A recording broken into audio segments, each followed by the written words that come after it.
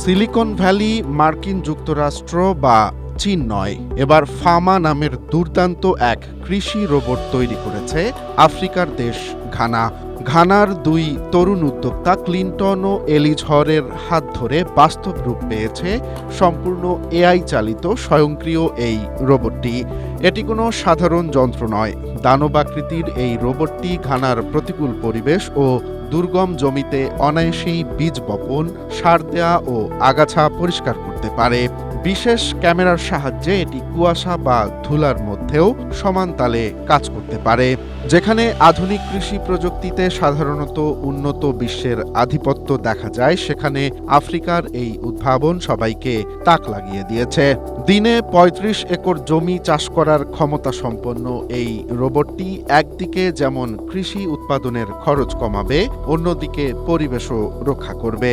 প্রযুক্তির এই বৈপ্লবিক উন্নয়ন দেখে অনেকেই আফ্রিকার এই উন্নয়নশীল দেশ ঘানাকে নতুন করে চিনছে। তাদের তৈরি এই ফামা রোবট প্রমাণ করে দিল, সঠিক উদ্যম এবং উদ্ভাবনী ইচ্ছা থাকলে যে কোনো ছোট দেশও প্রযুক্তি খাতে বিশ্বকে নেতৃত্ব দিতে পারে।